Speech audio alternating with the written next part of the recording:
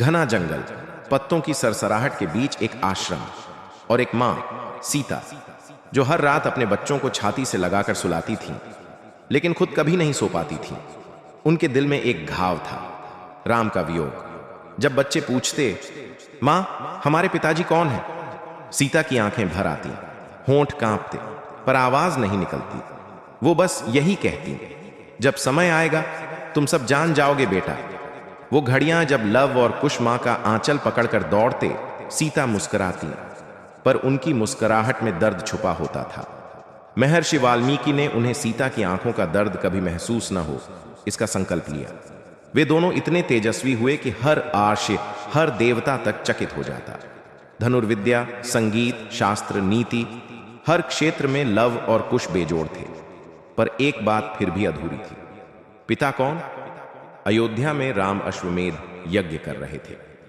एक सफेद घोड़ा छोड़ा गया, परंतु जब वह वाल्मीकि के आश्रम की भूमि पर आया, लव और कुश ने उसे रोक दिया।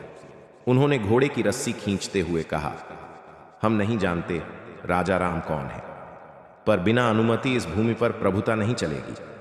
राम की सेना पहुंची। लव और कुश ने बहादुरी से हर योद्धा को परास्त किया, लक्ष्मण, भरत, शत्रुघ्न तक। दो छोटे बच्चे और एक विशाल साम्राज्य की सेना हिल गई थी। अब स्वयं राम आए। सामने जब राम खड़े हुए, लव और कुश को कुछ महसूस हुआ।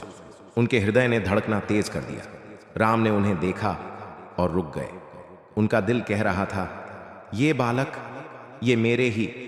परंतु मर्यादा के बंधन में बंधे राम कुछ कह नहीं पाए। लव बोले, हे राजन, आपका घोड़ा तब तक नहीं मिलेगा जब तक आप हमें यह सिद्ध नहीं करते कि आपका राज्य धर्म और न्याय पर आधारित है। राम मौन रहे। उनकी आंखें छलक उठी। अब वहां पहुंचे महर्षि वाल्मीकि। उन्होंने दोनों बालकों को सामने बुलाया और श्री राम को देखकर बोले, हे राम, ये कोई साधारण बालक नहीं, ये तुम्हारे ही पुत्र हैं, लव और कुश। ये सुनते ही जैसे समय रुक गया।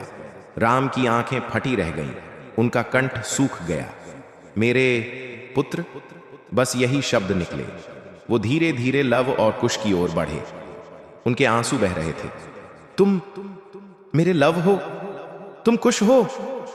राम ने दोनों को गले से लगाना चाहा, लेकिन दोनों हिचकिचा गए। उनकी मासूम आंखों में सवाल था, क्या वो पिता जो हमारी मां को अकेला छोड़ गया, वो हमारे गले लगने योग्य है? राम ने सबके सामने निवेदन किया, मैं सीता को फिर से स्वीकार करना चाहता हूं।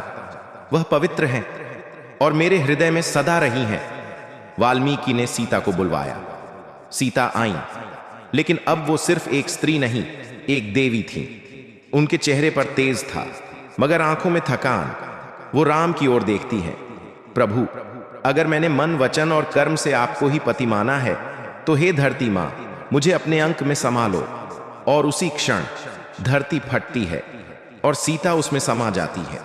राम वहीं बैठ जाते हैं। अपनी पत्नी को खोते देख उनका हृदय चीर जाता है। सीता, सीता, मुझे क्षमा करो। उस घड़ी की तड़प, उस चीत्कार को सुनकर समस्त ब्रह्मांड रो पड़ा।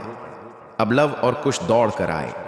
उन्होंने अपने पिता को गिरा हुआ देखा, टूट चुका एक पुरुष। उन्होंने राम को थाम लिया। पिताजी, यह पहला शब्द था। राम ने दोनों को कसकर गले लगा लिया। अब मेरी सीता नहीं रही, पर मेरे लव कुश तो हैं। उस गले मिलने में एक युग की पीड़ा थी।